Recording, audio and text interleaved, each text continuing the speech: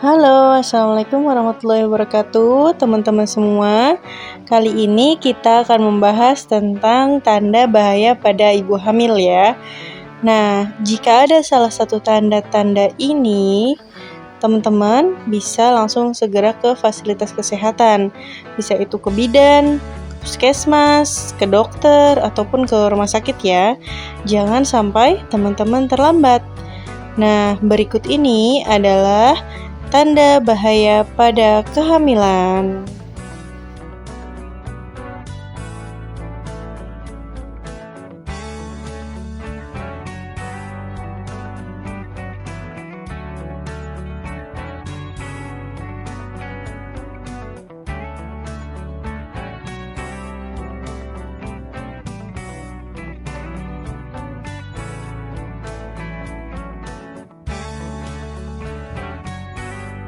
Yang pertama itu ada janin dirasakan kurang bergerak dibanding sebelumnya.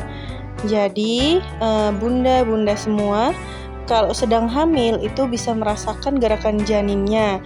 Nah, ketika kok dedek hari ini bergeraknya lambat ya gitu ya. Tidak seperti biasanya, kita sebagai seorang ibu kan merasakan feelingnya berbeda gitu. Nah, itu teman-teman bisa langsung periksakan. Kemudian yang kedua itu ada muntah terus-menerus dan tidak mau makan. Pada trimester 1 itu biasanya ada gejala mual muntah. Tapi apabila muntahnya terus-menerus dan tidak mau makan, maka teman-teman bisa langsung segera periksakan, baik itu kehamilan trimester 1, 2, ataupun ketiga. Itu harus diwaspadai karena khawatirnya dehidrasi dan tidak ada asupan yang masuk gitu ya. Kemudian yang ketiga ada demam tinggi. Demam tinggi ini juga perlu diwaspadai oleh ibu hamil dikarenakan ketika demam tinggi maka asupan oksigen itu akan berkurang. Jadi nanti itu juga akan berpengaruh kepada dede bayinya gitu ya. Bisa jadi dede bayinya pernafasannya jadi cepat, detak jantungnya itu jadi cepat gitu ya. Jadi ini juga harus segera ditangani. Minum dulu obat pereda demam, kemudian segera ke fasilitas kesehatan.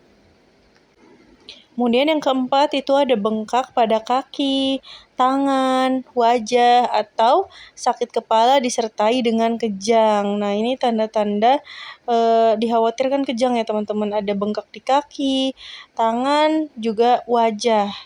Nah, ini teman-teman harus betul-betul waspada ketika ada salah satu gejala ini nih.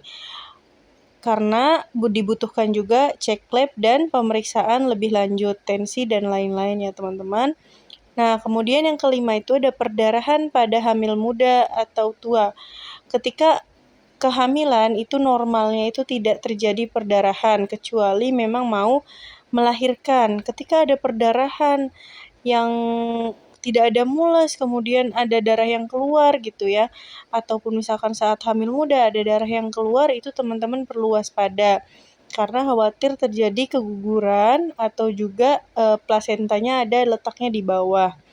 Nah, kemudian ada yang keenam ada air ketuban keluar sebelum waktunya. Jadi, yang normal itu air ketuban pecah, kemudian langsung disusul oleh mules atau ketika sudah mules keluar air ketuban. Apabila di luar